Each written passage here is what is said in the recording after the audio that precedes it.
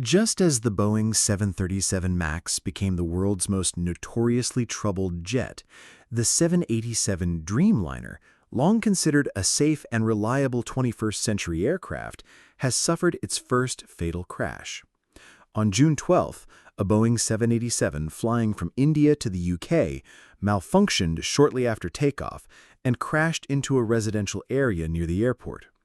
Of the 242 people on board, only one survived, and there were numerous casualties on the ground. As soon as the news broke, Boeing's stock plummeted. Clearly, everyone suspects the crash was related to the aircraft's quality. Yet, unlike most major air disasters, this incident didn't lead to a global grounding of the model. Considering the plane belonged to an Indian airline and India's storied track record with aviation, it's hard to say whether the cause was a design or production defect, or a problem with operations and maintenance. For now, both possibilities are equally suspect. Until the investigation is complete, it's impossible to know for sure. Did Boeing screw over the airline, or did the airline screw over Boeing? Boeing was once the crown jewel of American industry. Founded in 1916, the company rose quickly thanks to its exceptional aircraft designs and reliable safety record, becoming a symbol of America's industrial might. Like most aircraft manufacturers, Boeing got its start with military contracts, but it was its civilian technology, not its defense products, that truly made its name. In the mid-20th century, as aviation technology matured, the commercial airline industry began to boom. Passenger jets require far stricter reliability standards than military aircraft, and Boeing's dependability earned it the trust of passengers and the loyalty of airlines, making it the world's leading manufacturer of commercial airliners. By 1997, Boeing had acquired its rival, McDonnell Douglas, cementing its total domination of the civil aviation market. Although Europe's Airbus later emerged as a competitor with the full backing of the EU, its rise never truly shook Boeing's hegemonic position. Many airlines bought Airbus aircraft largely to prevent a Boeing monopoly and to diversify their operational risk. However, the acquisition of McDonnell Douglas, while solidifying Boeing's market dominance, also introduced McDonnell's accountant culture into the company. This is a management philosophy that prioritizes profit above all else, focusing on cutting costs and appeasing shareholders rather than on product excellence. While this model can boost profits in the short term, it inevitably leads to quality control problems down the road. If this were any other industry, a slight dip in quality could be offset by lower prices. But for commercial airliners, where an accident is almost always fatal, a reputation for poor quality can kill a company's order book.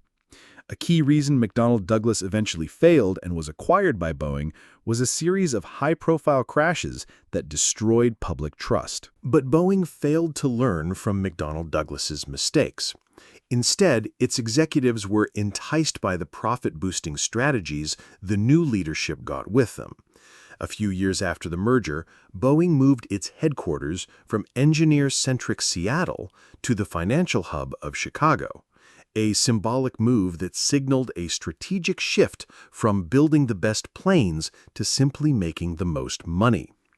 In pursuit of higher profits, Boeing let quality control slide. Even when frontline engineers raised concerns, they were ignored. By 2014, the situation had deteriorated so much that an undercover journalist investigating a Boeing factory was told by workers that they would never fly on the planes they built. They knew that many of their colleagues were addicted to drugs and that management turned a blind eye to most production issues. If this damaging report had aired, it would have been a devastating blow to Boeing's reputation and sales. The company quickly used its influence to kill the story. But while Boeing managed to suppress the news report, it didn't fix the underlying problems, and it couldn't suppress reports of its planes crashing. Starting in 2016, news of Boeing aircraft suffering in-flight incidents became more frequent, and sales began to decline. The company's response was to imitate the old McDonnell Douglas playbook. use financial engineering, like stock buybacks, to manipulate the share price and keep investors happy, while continuing to ignore the fundamental issue of aircraft quality. This all came to a head in 2019 when two of Boeing's brand new 737 MAX jets crashed within months of each other, forcing a worldwide grounding of the fleet and plunging the company into a state of loss. Only then did Boeing seem to wake up to the severity of the problem, once again talking about strengthening its safety culture and operational excellence. However, during the years of McDonnell Douglasization, the ranks of Boeing's experienced engineering talent had been decimated in the name of cost-cutting. That kind of talent gap can't be filled overnight. Furthermore, improving quality control inevitably raises production costs, which hurts short-term profits and shareholder dividends, something Boeing's executives and investors were unwilling to accept. As a result, years of supposed reforms have had little effect, and Boeing's accident-prone reputation has only grown. So, when news of the first fatal 787 Dreamliner crash broke, along with the grief, there was a sense of grim inevitability. With Boeing's current state of quality control, even a perfectly designed aircraft seems destined to have problems. And the 787, a post-merger product, was far from perfect. Its debut was delayed 5 times, and in 2013, a series of in-flight malfunctions led to a temporary grounding of the entire fleet. The idea that the aircraft might have hidden design flaws is hardly surprising. In fact, if this crash had involved an airline from any other country with a strong maintenance record, most people would immediately blame Boeing. Video from the scene shows the plane had deployed its ram air turbine, or RAT, and the sound it made was distinctly different from a normal takeoff. Based on this, many experienced pilots have concluded that a dual-engine failure was the likely cause of the tragedy. What caused the engines to fail can't be determined from the video, so it's impossible to rule out a design defect or a manufacturing flaw in the engines themselves. The only reason people aren't so sure it's Boeing's fault is that the plane was operated by an Indian airline. It's well known that beyond an aircraft's design, its maintenance and operational standards have a massive impact on its safety and lifespan. And unfortunately, the maintenance standards of Indian airlines are just as untrustworthy as Boeing's current manufacturing quality. The classic example is the infamous MiG-21 half-life joke.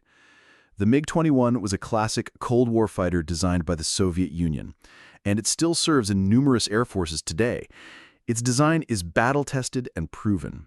Yet, in the hands of the Indian Air Force, this classic jet has crashed at an average rate of 4 per year. The total number of crashes is more than half of the entire fleet India has ever owned. If it were just Soviet planes, one might argue that their quantity over quality philosophy was to blame. But European jets like the Jaguar and Mirage 2000, and American aircraft like the C-17, all highly regarded in their home countries, also suffer from frequent accidents in India. Since its independence, the Indian Air Force has lost over 2,800 military aircraft, an average of 2 to 3 crashes every single month. The primary culprit is India's abysmal aerospace industry. Hindustan Aeronautics Limited, HAL, the country's sole aircraft manufacturer, is grimly nicknamed the Widowmaker. It seems that any military aircraft the company overhauls, regardless of its origin, is doomed to crash. Civil aviation is hardly any better. Indian Airlines have long had an accident rate far above the global average. Just last year, the CEO of one major Indian airline publicly blasted his primary maintenance provider for substandard work that was causing frequent technical problems and delays. In light of this, a passenger video shared just before the fatal flight is particularly damning. It shows that the plane's air conditioning, televisions, lights, and call buttons were all out of order. While these systems are separate from the aircraft's propulsion, their failure points to a pattern of shoddy maintenance. The idea that this crash was caused by a maintenance failure is therefore entirely plausible. It seems that when it comes to being reckless with human lives, the Indian airline and the Boeing company are a perfect match. That's why, until the black box data is recovered and analyzed, no one can say for sure who's to blame for this tragedy, the airline that flew the plane or the company that built it.